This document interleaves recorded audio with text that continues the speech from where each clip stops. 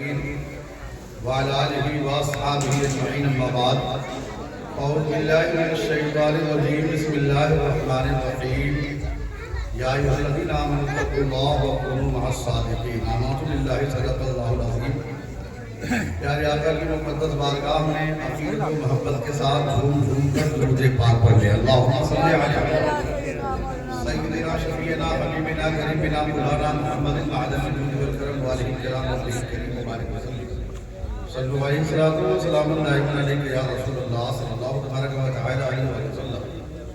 قابل مبارکباد ہے آپ سب کہ ہر سال کی طرح اس سال بھی جشن خواجہ خاقان عطائے رسول کانفرنس میں حاضر ہے۔ اللہ ہماری حاضری کو قبول فرمائے اور خواجہ پاک کے صدقے میں ہماری مرادوں کو پوری عطا فرمائے۔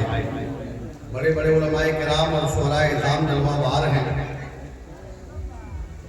علامہ نور عالم صاحب قبلہ بھی میرے بعد تشریف لائیں گے۔ اعظم رضا فریدی، علامہ اعظم رضا فریدی چترویدی وہ بھی تشریف لا چکے ہیں، اور سہراب خان قادری آپ کے سامنے موجود ہے، یہ بھی تشریف لائے ہیں۔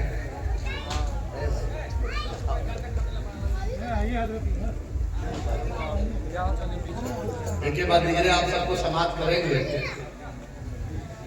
ابھی آپ نے غلام سرور صاحب سے اچھی بات خالی سماعت کی، جاوید بھائی سے بھی آپ سماعت کریں گے میرے بعد۔ تھوڑی دیر کے لیے میں حاضر آیا، عقیدت و محبت کے ساتھ ذرا نبی اور آل نبی پر ایک بار اور جھوم جھوم کر درود شریف پڑھیں۔ اللہم صلی علی سیدنا شفیعنا مولانا محمد بارک وسلم صلو علیہ السلام علیک یا رسول اللہ صلی اللہ تعالی علیہ وآلہ وسلم۔ علامہ حسن رضا بریلوی فرماتے ہیں کہ خواجہ ہند وہ دربار ہے اعلیٰ تیرا، خواجہ ہند وہ دربار ہے اعلیٰ تیرا، کبھی محروم نہیں مانگنے والا تیرا، کبھی محروم نہیں مانگنے والا تیرا، اور تجھ کو حاصل ہے بغداد سے وہ شان رفیع، تجھ کو حاصل ہے بغداد سے وہ شان رفیع، دنگ رہ جاتے ہیں سبھی دیکھ کے رتبہ تیرا، دنگ رہ جاتے ہیں سبھی دیکھ کے رتبہ تیرا۔ اور محی الدین غوث ہے اور خواجہ معین الدین، محی الدین غوث ہے دین کو زندہ کرنے والے، اور خواجہ معین الدین دین کے مددگار۔ محی الدین غوث ہے اور خواجہ معین الدین، پھر حسن کیوں نہ ہو محفوظ عقیدہ تیرا، پھر حسن کیوں نہ ہو محفوظ عقیدہ تیرا۔ یقیناً گوپال گنج کے اطراف میں بہت سے قریہ گاؤں اور خود شہر میں مسجدیں موجود ہیں، لیکن جو رونق، جو بڑا پروگرام آپ کی بستی میں ہوتا ہے ہر سال، شاید ہی کسی بستی میں اور گوپال گنج کے اطراف میں اتنا بڑا پروگرام ہوتا ہو۔ یہ علامہ کلام الدین صاحب کی کاوشیں ہیں، آپ کی کوششیں ہیں، محبتیں ہیں۔ ہر سال کی طرح بڑے پیمانے پر دو پروگرام خصوصی طور پر، ایک رمضان شریف کا اور ایک خواجہ خاقان کے اس کے موقع سے پروگرام ہوتا ہے۔ بڑے بڑے علماء کرام اور شعراء اعظام علاقائی علماء کے ساتھ ساتھ تشریف لاتے ہیں، اور یہ خوش نصیبی، خوش بختی ہے آپ کے لیے کہ بڑے بڑے پیسے والے، بڑے بڑے لوگ، بڑا بڑا گاؤں، بڑا بڑا علاقہ، بڑی مسجدیں، بڑے شہر ہونے کے باوجود یہ نصیبہ آپ کو ہے کہ آپ ہر سال جشن سرکار دو عالم بھی مناتے ہیں، اور ہندوستان کے راجہ خواجہ کا بھی جشن منایا جاتا ہے۔ یہ خوش نصیبی ہے۔ یقیناً ہمارے علامہ کلام الدین صاحب قبلہ بڑی کاوش کرتے ہیں، بڑی کوشش کرتے ہیں۔ اللہ تعالی ان کی عمر میں برکت عطا فرمائے، آپ سب کی عمر میں بھی اللہ برکت عطا فرمائے۔ یہ ہمیشہ تاکہ آپ کافی دنوں تک یہ جشن، یہ بہاریں اور ان برکتوں سے لوگوں کو بھی فیضیاب ہونے کا موقع فراہم کرتے رہیں۔ سیدنا خواجہ خاقان سب جانتے ہیں کہ اللہ رب العزت نے وہ شان عطا فرمائی ہے وہ مقام عطا کیا ہے رب نے خواجہ خواجگان کو کہ کوئی اپنے وقت کا قطب ہوتا ہے، ابدال ہوتا ہے، لیکن خواجہ خواجگان کی شان وہ ہے کہ جس کو خود سرکار نے ہندوستان یعنی ہمارے پاس بھیجا تاکہ وہ ہماری ہدایت کر سکے، ہمارے اپنے عمر کے جتنے بھی لوگ اس وقت موجود جو راہ راست میں نہیں تھے، زیادہ تر کو خواجہ خواجگان نے، بلکہ 90 لاکھ کہا جاتا ہے نا، غیروں کو آپ نے کلمہ پڑھا کر اسلام میں داخل کیا، بہت بڑا کارنامہ ہے۔ خواجہ خواجگان کی شان اقدس بڑی عظیم ہے، غیر گرتے پڑتے چل رہے ہیں، یہاں ہماری ہے، یہ ہمارا ہے، وہ ہمارا ہے۔ خواجہ کے دربار میں بھی بھیڑے، ہم کہیں کہ ہم اچھی جگہ بھیڑے ہیں، آپ کو پورا بدلہ مل جائے گا، ہمیں کہنے کی ضرورت نہیں ہے، جو مانے نہ مانے، ظاہر میں کوئی بھی راجہ ہو لیکن باطن میں میرے خواجہ ہی ہندوستان کے راجہ ہیں اور ہمیشہ رہیں گے۔ بلکہ اس دور کے لوگوں نے بھی کئی طرح کے چیلنج کیا، خواجہ خواجگان کو کئی طریقے سے آزمایا۔ جب آپ تبلیغ دین کرتے رہے، اس میں رکاوٹیں بننے کی بڑی کوشش کی لوگوں نے۔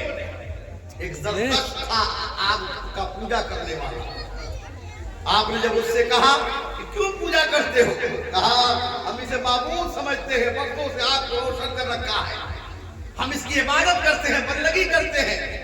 کہا کہ جس کے سامنے تم جھکتے ہو، کیا اسی آگ میں کودنے کی طاقت رکھتے ہو؟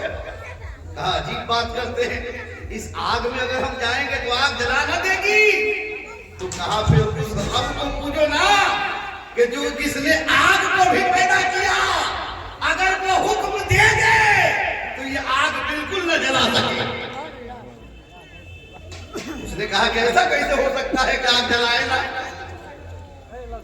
کہا کہ تم پوجتے ہو پھر بھی تمہیں یقین نہیں ہے، اور میرا یقین ایسا ہے کہ میرا رب نہ چاہے تو جس طریقے سے ابراہیم علیہ السلام پر نار کو گلزار کر دیا تھا، جب اس کا بندہ آگ میں جاتا ہے تو اللہ اسے جلنے سے محفوظ فرما لیتا ہے۔ کہا کہ میں نہیں مانتا اس بات کو، آپ آگ میں جا کے دیکھیں کہ آپ کو آگ جلاتی ہے یا نہیں۔ خواجہ خواجگان نے فرمایا میری بات کو چھوڑو، اللہ نے تو وہ شان اور وہ طاقتیں مجھے دی ہے کہ اگر میں اپنی جوتی کو بھی آگ میں ڈال دوں تو یہ آگ میری جوتی کو بھی نہ جلا سکے۔ آپ نے ان لوگوں کے سامنے اپنی جوتی نکالی اور آگ میں ڈال دی، اور پھر اس کے بعد ہاتھ ڈالا اور نکالا جوتی، دیکھا جو گرد و غبار پہلے لگے ہوئے تھے اس پہ، وہ آگ میں جانے سے اور صاف ستھری ہو گئی اور بالکل ہی آگ کا کوئی نشان بھی باقی نہ رہا۔ اللہ اکبر، یہ دیکھ کر سب کے سب مسلمان ہو گئے۔ یقیناً اللہ نے کرامتوں کا ظہور خواجہ خواجگان کے اخلاق و کردار کو اس طریقے سے ہندوستان میں رب نے ظاہر فرمایا کہ لوگ ذوق در ذوق خواجہ کی بارگاہ میں آتے رہے اور کلمہ پڑھ کر اسلام میں داخل ہوئے۔ آج ہماری ضرورت ہے کہ ہم ہندوستان میں رہتے ہیں، خواجہ خواجگان کی سیرت کو پڑھیں۔ علامہ کمال الدین صاحب نے اسی وجہ سے کلام الدین صاحب نے محفل کا اہتمام کیا ہے کہ بڑے بڑے علماء کو بلایا ہے اسی وجہ سے، تاکہ اب ہندوستان کے ہمارے اس عظیم شہنشاہ، اس راجہ کے بارے میں جان سکے کہ ان کا اخلاق و کردار، طریقہ اور نبی کریم کی سنت پر عمل کتنا عظیم تھا۔ آج خواجہ کے دیوانے مستانے سب کہے جاتے ہیں کہ ہم خواجہ کو مانتے ہیں، لیکن کمال یہ نہیں ہے کہ آپ یہ کہیں کہ ہم خواجہ کو مانتے ہیں، کمال تو یہ ہے کہ خواجہ کے ماننے کے ساتھ ساتھ خواجہ کے کردار کو بھی اپنائیں، خواجہ خواجگان کے طریقے کو بھی اپنی زندگی میں اتارے۔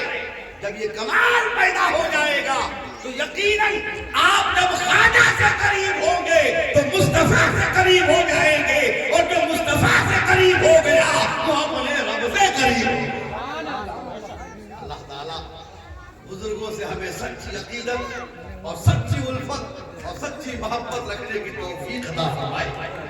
और इस तरीके से बुजुर्गों की आज के दौर के एतबार से नहीं, कि जो इंटरनेट पर बैठे बैठे ये फजूल बकवास करते हैं कि बाजारों में जाने से क्या फायदा, बुजुर्गों की बारगाह में हाजिर होने से कोई मतलब नहीं है। उन्हें समझा दे कि अगर रब को पाना है तो रब के दोस्तों की बारगाह में जाना जरूरी है।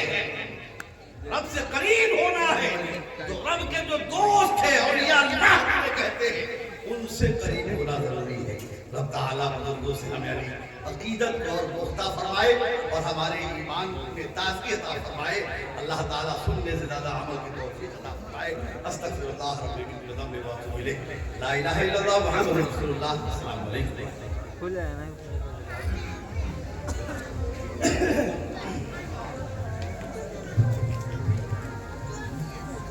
बिरादरान इस्लाम, अभी आपने बड़ी